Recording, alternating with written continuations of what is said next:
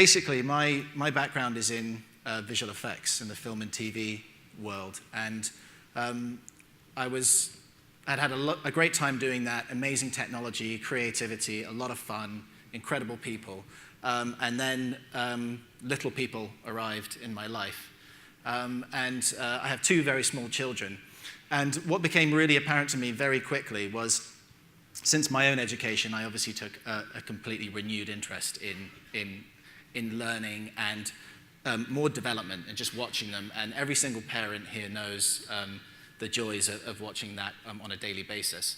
And what I found was a constant theme was I really struggled to find stuff to do with them in an interactive digital media context.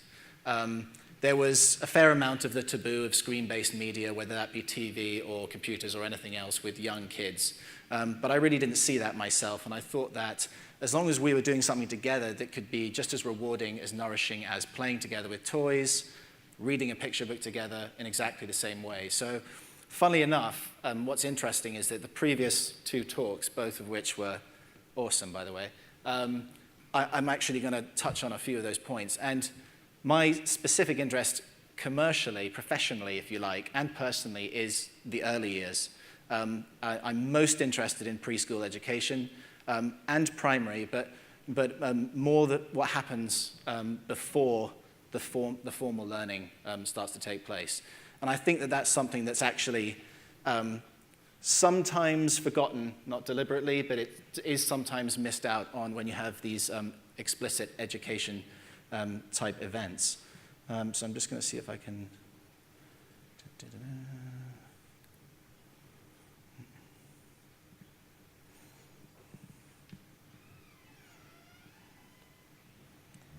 Okay, who knows the shortcut for play? Okay. Oh, yes. Thank you. And I suppose the main thing for me is the learning that happens at home, the learning that happens with parents and obviously nursery teachers, primary school teachers. And when I talk about teachers, I definitely mean parents too.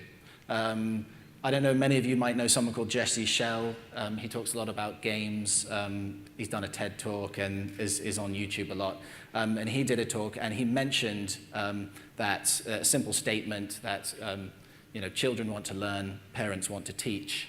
I actually think that the reverse applies as well. And so I'm fascinated in enabling parents to actually indulge in teaching, to the love of teaching, not explicitly, but spending time with their kids, and seeing that those kind of, the intimidation and some of the barriers between teaching and teachers and parents and school and home, and looking at why those are.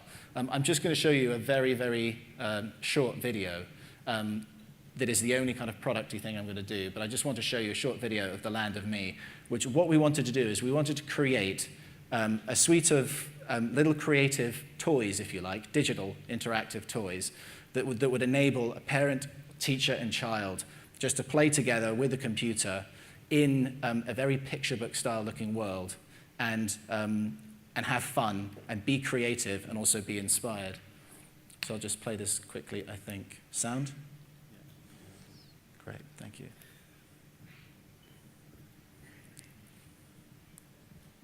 Welcome to the Land of Me, a world of creativity and learning for adventurers aged 2 and above. Meet Eric, Buddy Boo and Willow, and journey through 6 stunning chapters. Wake up, you lazy lot. Let's go adventuring. Together you'll make monsters, alter environments, construct buildings, choreograph dances, compose music, tell stories and more. The Land of Me is full of life. Spot changes in the weather. Watch as day turns to night. Disturb wildlife in the background or just stop playing and watch the characters slowly drop off to sleep. Designed by child development experts to nurture creativity, language and a healthy imagination, The Land of Me encourages you to play together. Continue the adventure away from the screen with over 100 printable activities.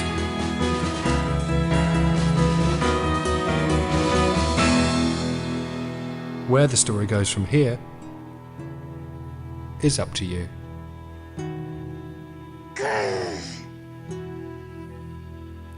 So the lo-fi bit at the end is my daughter. Thank you for letting me show you that. I'll definitely move on to a more general discussion, but it just helps to give everyone context of what I've spent in sort of totality the last 2 years of my life doing. So it's obviously going to infect a lot of what I say, and it's the reason for saying it. And I think that the first thing is the focus of an event, and lots of the talks I've heard is always on the technology. And an event like this, it becomes, we are fascinated with the technology, and it's about, new technologies and what it enables us to do, and they're fabulous enablers, and in empowering. And even in the last talk, I totally agreed with the question, which is actually what I was thinking at the time, for the mind reader over here, who basically said, I could tell you that transformation, that incredible change that happened at ESSA, yes, you're absolutely right. It wasn't just about the iPod touches. I mean, it's those people. And I think that, again, something that often gets missed out is the most valuable thing for a learner is an inspired teacher. Whether the teacher is doing the nature of the teaching day to day is changing with technology, whether it is more curating, whether it's more about inspiring, to be perfectly honest. And all of the time, there's all of these tools in between that allow students and teachers to have faster, easier, more ready access to whatever it is they want to access. There still remains the point, why? Why do they want to access it? What is it for? Where is the need? And with instances like World of Warcraft, the difference there is not that they're utilizing social media and they're utilizing all the tools to communicate with each other and in a sort of way that, how can we do that with schools and learning? Well, by creating the compelling motive to actually want to communicate with each other. And it's just one of those things that with games, obviously, they create the inspiration and the motive. It's a world, it's enchanting, it's magical, they want to be part of it, they want to find out more about it, they want to become more knowledgeable, and it's how those things can happen, obviously, in the real world as well as in the virtual.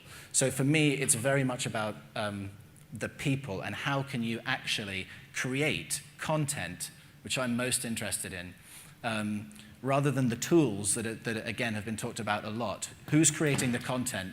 And if you do want to inspire children, if you want to inspire learners, then most of the time inspiration just comes from something that's amazing. And the content that's created, whatever that spark is at the beginning, is fascinating to me. And watching young children being inspired and experimenting and being creative is one of my favorite things to do. And I think, again, it was mentioned in one of the previous talks that there is that fearlessness with young children that I just find absolutely beguiling, and I love it. And I just wish on a daily basis that I was as fearless as my 5-year-old daughter. And so you have that, where does that come from? And the fears to try new things, the fears of failure, and generally the fear management that needs to go on so that you have the courage to try things where teachers, where parents, it's all the same thing, where they come in. It's about your ideas have validity, your inspiration has validity, and it has to be fueled in whatever way that we can. Another sort of key part of what we've learned over the last bit, and the thing that I most watch is format, and I thought you might smile at that one. And it's just a couple of things.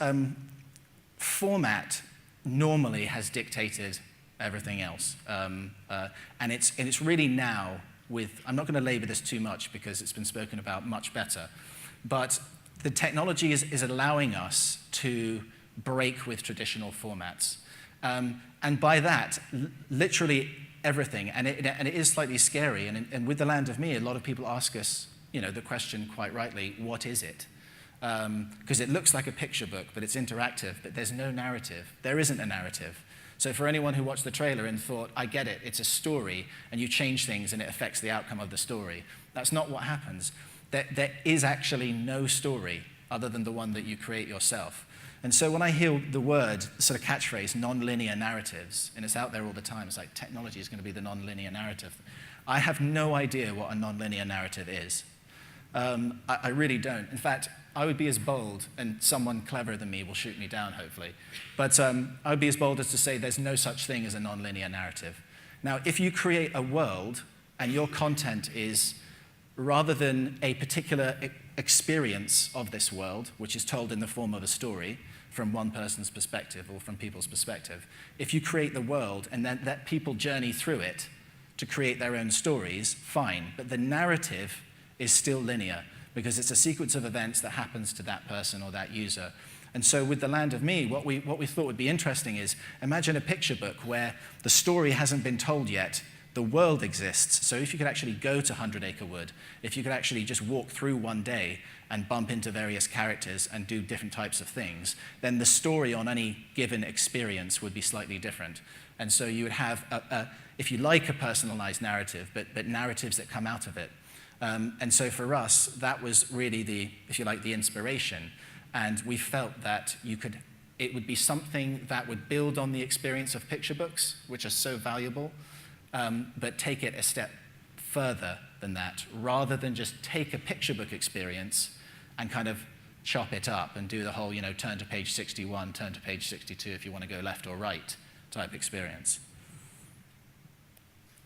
And that brings me, again, straight onto a thing of discovery. And I think, again, this is a really important one. This is definitely a lesson that we learned when we were creating The Land of Me. And that's discovery is the best part of the experience. It's such a joyous thing to watch people discovering The Land of Me, actually, when we watch kids doing it. The problem with discovery is that in order to have discovery, you need to effectively hide stuff. You need to actually be able to go in there and explore. And the joy of discovery has a price, and that's actually not making everything immediately accessible the first time you go there. And I think that a lot of the time, if you are a software developer or any sort of experience that you're designing, and you'll probably know this already, but I would urge you to be bold about not worrying so much about this whole idea, this whole philosophy in UI and interfaces and experiences, that, oh my goodness, they might not find that button the first time they play it, or they might not know that if you click on the lizard, something happens. Because we're aware that there are literally hundreds of things in The Land of Me that will probably go undiscovered by the vast majority of people that play, but we still think that price is worth paying for the few people that do decide to go and poke around and find things that would, they just say it's impossible, I have no idea why that's there, look what I discovered, look what I found here. What you get out of that as a payback, as a reward, is the kind of experience that just ignites the whole thing. And from a learning perspective, that's when the magic happens. That's when the discussion happens, the conversations, and the creativity and the inspiration. And so that's something that we kind of focused on a lot, and we were prepared for that to happen. And that the figuring out process was actually part of it. It's intrinsically part of the experience. And so just sort of wrapping up quickly, just to see if there are any questions. The Land of Me, we wanted to explore the evolution of picture books, if you like, but utilizing digital and interactive technologies. At the moment, it's desktop based, and obviously we're working on tablet stuff. It should be interesting for everyone just quickly to note that we also are designing and developing wooden toys and paper picture books, which a lot of people find weird. They're like, everyone's going that way and you're kind of the one person wandering that way. And I think that because ultimately they still have value as a physical object, we think it still delivers that purpose, and so we will make them. And we will basically do anything that we think delivers against the inspiration of creativity in the early years, and imagination in the early years. And if it's a wooden toy, and if it's outside playing in the garden and nothing to do with us, then great too. So in us, I would say a final word on the format part is when it comes to format, when it comes to choosing what you're going to make, are you going to make an app, a piece of software, a book, a wooden toy, whatever it is, choose the format. Let the format be dictated by the motive of what you're trying to make, rather than wake up one morning and decide that you need to come up with a good idea for an iPad app. You have no idea why. It's just that everyone else is doing it, and it might make commercial sense. And so what you normally get is something that's an idea that doesn't quite fit where it ends up. And that's just a couple of things that we learned. I hope it's useful. Any questions? Thank you. Right. I've had give the guy some applause. We're running really short time here, so I'm just going to take one question that just pops up at me. Anybody got a question here? I like this idea that storytelling sucks. I've been in the learning and technology game for 30 years, and I've seen thousands of presentations by people who just tell me it's all about storytelling. That phrase, storytelling sucks, came from my 16-year-old son a year ago. But death and narrative, any questions on this? Yeah, one right back here. Third, fourth row from the back on the right-hand side here. Thank you.